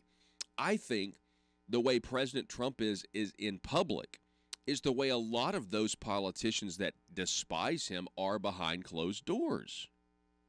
That's what I think. I think that's one of the reasons they don't like him is because he tells their secrets. He states the obvious. He points out big hypocrisies that we're not supposed to say. He points out the hypocrisies that we're only supposed to talk about or hear about on talk radio. He actually has a very talk radio way of arguing about him when he gets down to divisive issues. But anyway, the bottom line is this: whether you love him or you hate him, he certainly is not portrayed accurately by the media. And it's to a different level. I've tried to say, well, am I in a bubble? Because, did the left feel this way about Barack Obama? Because, we attacked Barack Obama. We attacked the substance of his policies, what he was trying to do. And you could say, well, Fox News was attacking Obama too. But it wasn't anywhere like it is. It wasn't any. It was nothing compared to what it is now. And I think objectively, I'm trying. Obviously I'm on the right, so I am in a bubble. I do have a bias. I admit that because I want limited government and that sort of thing, and I don't believe in Marxism and socialism. So I just think it's in an attempt to be objective here. I think it's very obvious that Donald Trump is being treated unlike any president in modern history by the press, right? Republican or Democrat. It's just absolutely insane. So we know that they portray him inaccurately. But as I was watching this YouTube video here it's from the Golden State Times, and the headline here is, "Wow, President Trump goes ballistic on Mitt Romney, Democrats, and Mattis at press conference." So he's got this, it's really a meeting. He let the press in. He starts taking questions. And when you actually hear the president talk, and this has happened several times, when you hear him actually conduct the business of the White House in a very conversational way, it's not at all the president that the media portrays. To a degree that I didn't even realize, It's even worse than we all know it is when you actually listen to the president. Now, I did see where Ann Coulter said that the president should hold an address to the nation from the Oval Office on this subject of immigration and the border wall and the shutdown and everything else. And matter of fact, I had the same thought. And I think that's something that may end up happening. Who knows? Listen to the President of the United States here, asked about Mitt Romney and his hit piece in the Washington Post. Mike Lee, who really pressed it very hard. So Orrin Hatch and Mike Lee. And the people of Utah really appreciate what I did for them. Hundreds and hundreds of miles of park that they'll be able to now use as opposed to not. And so I was surprised at Mitt Romney, but I just hope he's going to be a team player. And if he's a team player, that'll be great. I will say this. If he fought really hard against President Obama, like he does against me, he would have won the election. Does that make sense to you? If he fought the way he fights me, I'm telling you, he would have won the election. But I think he's going to end up being a team player. I think he agrees with many of the things that we've done and many of the things that we have in mind, and we'll see what happens. Mr. President, in Afghanistan. Yeah, go ahead, Afghanistan. In Afghanistan, you have won ISIS in Syria, but in Afghanistan, Taliban is gaining ground. And you mentioned India about it. What role do you want India to play? Well, I think India should be involved in Afghanistan. I'll give you an example. You can talk about our generals. I gave our generals money they wanted. They didn't do such a great job in Afghanistan. They've been fighting in Afghanistan for 19 years. General Mattis thanked me profusely for getting him $700 billion. He couldn't believe it. General Mattis thanked me even more the following year when I got him $716 billion. He couldn't. Now, let's just stop right here, because out of what you just heard, okay, out of what you just heard, the press crafts headlines. The headline right there would have been, Trump criticizes generals. Oh, can you believe it? He's criticizing our generals. Why would he do that? That sort of thing. But if you actually listen to what he's saying, it's not necessarily insulting. He's just stating what he believes to be the truth, and the fact is, as he's been on the job, interpreting the efforts, the results or lack thereof of us being in perpetual war for decades. And my point is when you actually hear him talk about it, it sounds kind of like a coffee shop conversation. And then there would be those that would say, do we really want the President of the United States to sound like we're having a discussion in a coffee shop? And I'm thinking, of course we would. We want him to be like us. We want him to represent us, don't we? People have this godlike status of decorum in the office of the president and all this other nonsense. And it really, I think, is just a security mechanism to make people feel to feel safe and to have this unhealthy view of what the government is and what the government isn't. Keep going here, and we'll analyze this some more. Couldn't believe it, because our military was depleted. Now we're rebuilding our military. We're getting, in fact, Pat was very responsible for a lot of the orders for the new F-35 fighter jets and F-18s and all of the things we're doing, including ships and missiles and everything. But General Mattis was so thrilled. But what's he done for me? How has he done in Afghanistan? Not too good. Not too good. Trump I'm wants not to happy pull out with what he's done in Afghanistan. of Afghanistan. And I shouldn't be happy. But he was very happy. He was very thankful when I got him $700 billion, and then the following year, $716 billion. So, I mean, I wish him well. I hope he does well. But as you know, President Obama fired him, and essentially so did I. I want results. Okay, so that turns into the headline of Trump says that he fired Mattis, and then the mainstream media says, they make a huge deal. Well, no, Mattis wasn't fired. He stepped down because you withdrew out of Syria. And then this becomes a whole talking point. This becomes a whole thing, right? Never mind the fact that you can go find the headlines that said Trump is also considering pulling out of Afghanistan. Now we get the full story, though, don't we? We get the actual story if you listen to what the man is saying and not what the headlines are saying, which is, I wanted to pull out of Afghanistan too, but we're not ready to do that yet. But we are going to pull out of Syria at some point in the near future. By the way, did you hear that Lindsey Graham, who was critical of the president, had a meeting with the president, and a lot of his concerns were lessened, if you will, after talking with the president about the future goals in Syria that don't have to do with actual deployment of troops there. I thought that was interesting, that Lindsey Graham, who was immediately critical of President Trump and the Syria pullout, after he met with him, kind of like this little meeting you're seeing here, after he met with him, he felt differently about it. We're going to do something that's right. We are talking to the Taliban. We're talking to a lot of different people. But here's the thing, because you mentioned India. India is there. Russia is there. Russia used to be the Soviet Union. Afghanistan made it Russia because they went bankrupt fighting in Afghanistan, Russia. So you take a look at other countries. Pakistan is there. They should be fighting. But Russia should be fighting. The reason Russia was in Afghanistan was because terrorists were going into Russia. They were right to be there. The problem is it was a tough fight. And literally they went bankrupt. They went into being called Russia again as opposed to the Soviet Union. You know, a lot of these places you're reading about now are no longer part of Russia because of Afghanistan. But why isn't Russia there? Why isn't India there? Why isn't Pakistan there? Why are we there? We're 6,000 miles away. Let me stop here again. Okay, so you get the full story, and the media is going to be critical of him, but what is the president saying?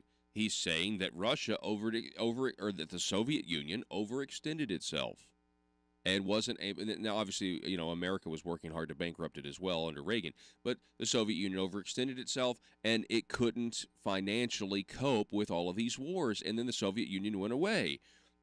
President Trump seems to be saying that this is going to be America's future if we don't get things in control. This is a very, very popular stance in the past. The media and people on the far left have complained about the amount of money we spend in Iraq and Afghanistan forever. They have been complaining about it.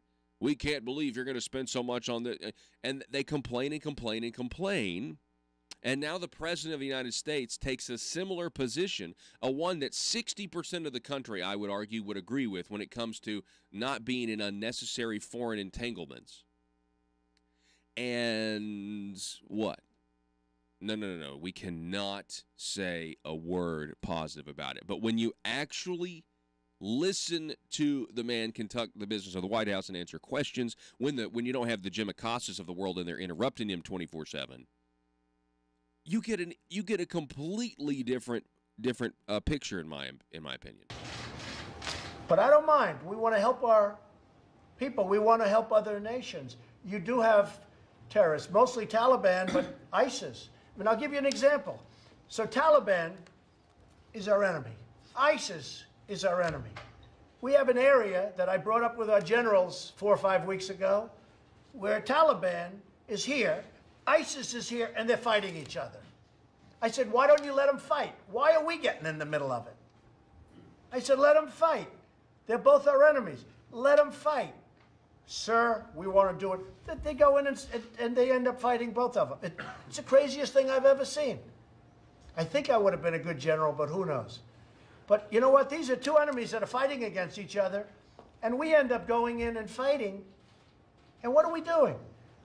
But I say this, India, great relationship with Prime Minister Modi. He's a great gentleman and a great man, and he's done a fantastic job. He's brought the country together. India, Russia, you look at some of the satellite countries that are extremely wealthy with oil surrounding. I mean, I spoke to some of them. I said to a certain country, very rich country, what would you do if the United States pulled out? Oh, we'd be taken over by the Taliban and terrorists. I said, then why are you charging us when we have to use your country to send product through? Why are you charging us when we send airplanes over your country? We're doing the job for you. Why are you charging us? He said to me, very great gentleman, smart, he said to me, well, nobody ever asked me not to. I said, I'm asking you not to. He said, we will not charge you. And I'm talking about millions and millions of dollars. Flights over his country. But I say to him, what would happen if we weren't here? And he looks at me and he goes, we would be overrun. We could not defend ourselves. And yet he charges us, but he doesn't charge us anymore. President Donald Trump, everybody. I mean, again, that's never going to, that right there is not ever going to make it into the mainstream headlines.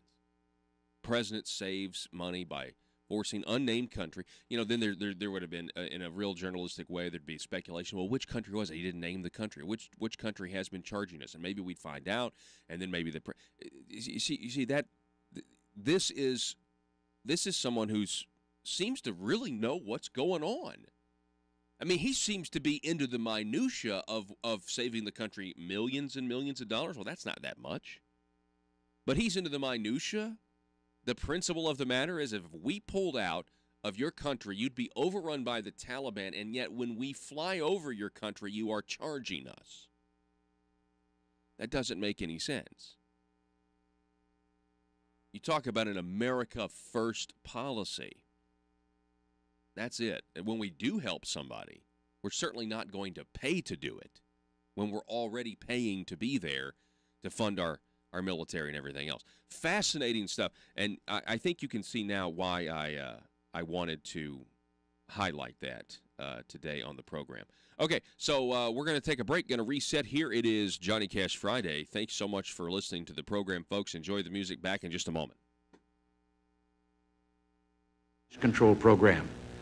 With these and other regulations gone, we can save several hundreds of millions of dollars over the next few years. I'm sure there's one department you've been waiting for me to mention, the Department of Defense. It's the only department in our entire program that will actually be increased over the present budgeted figure.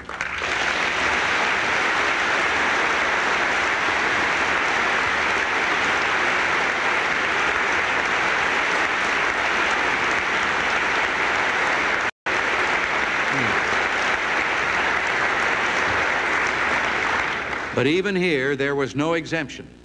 The Department of Defense came up with a number of cuts which reduced the budget increase needed to restore our military balance. These measures will save $2.9 billion in 1982 outlays, and by 1986 a total of $28.2 billion will have been saved, or perhaps I should say will have been made available for the necessary things that we must do. The aim will be to provide the most effective defense for the lowest possible cost. I believe that my duty as president requires that I recommend increases in defense spending over the coming years.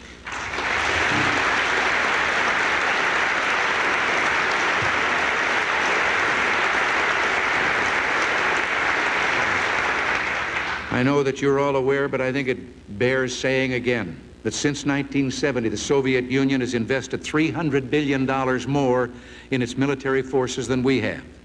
As a result of its massive military buildup, the Soviets have made a significant numerical advantage in strategic nuclear delivery systems, tactical aircraft, submarines, artillery, and anti-aircraft defense. To allow this imbalance to continue is a threat to our national security. Notwithstanding our economic straits, making the financial changes beginning now is far less costly than waiting and having to attempt a crash program several years from now. We remain committed to the goal of arms limitation through negotiation. I hope we can persuade our adversaries to come to realistic, balanced, and verifiable agreements.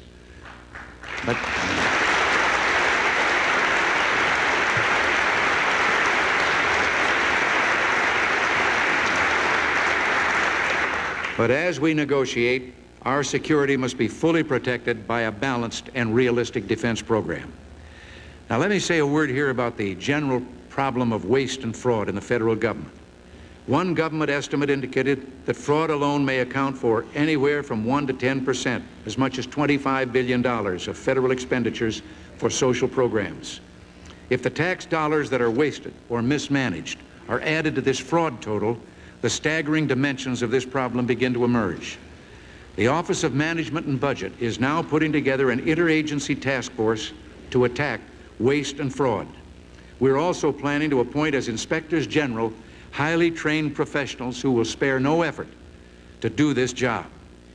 No administration can promise to immediately stop a trend that has grown in recent years as quickly as government expenditures themselves. But let me say this: waste and fraud in the federal government is exactly what I've called it before, an unrelenting national scandal, a scandal we're bound and determined to do something about.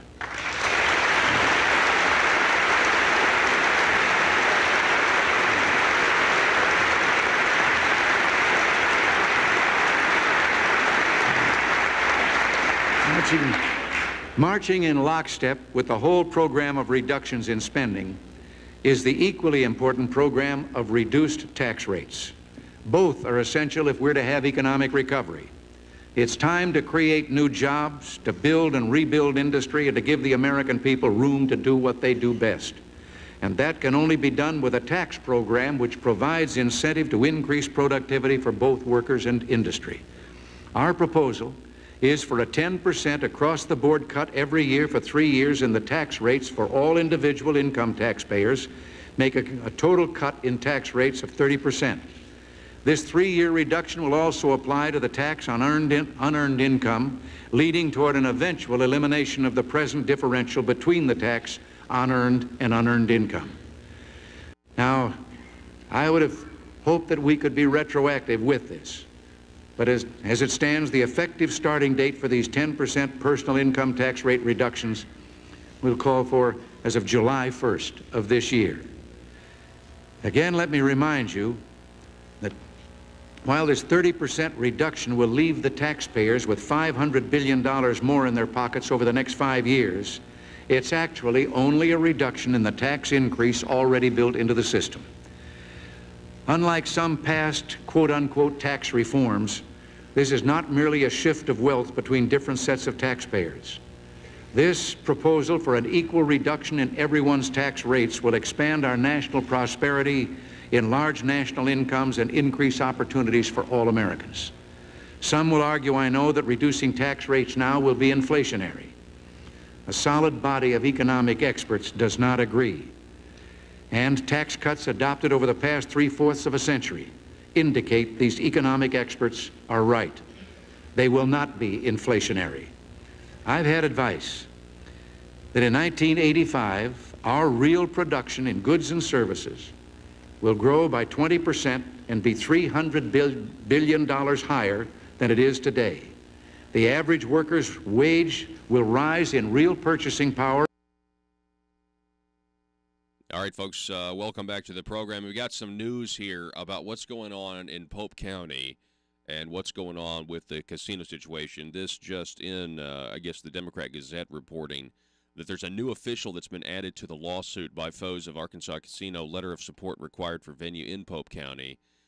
Jeannie Roberts says that the Arkansas Racing Commission and a newly sworn-in county judge were added to a lawsuit that seeks to nullify a letter of support for a Mississippi company that wants to build a hotel and casino in Russellville. Ben Cross, the current county judge in Pope County, said Thursday, quote, "It was my first full day of office and I was served with a lawsuit at the end of the day," Cross said. "I'm going to have to obviously wait and see how this progresses. I do intend to attend every single meeting of the Racing Commission." Scott Harden, who's a spokesman for the State Department of Finance and Administration, said the commission's inclusion in the litigation doesn't signify anything other than an effort to ensure all interested parties are included in litigation regarding the casino licensing process. The lawsuit was filed December 27th by casino opponent James Price Knight of Russellville. It was lodged to prevent then County Judge Jim Ed Gibson from issuing a letter of support for the Gulfside Partnership to obtain one of the state's first licenses for a full-fledged casino. Matter of fact, on Monday at 7:05, we'll be talking with Russellville attorney Anna Stieritz will be back on the program to give us an update on this important issue. You know, the folks who are listening in the Pope County area, you know, it's really sad because it's obvious that you guys actually voted you guys don't want the casino yet. The rest of the state voted to make you have one. That just doesn't seem right any way you look at it. Arkansas, that's all the time we have. Have a great, safe weekend. Be safe.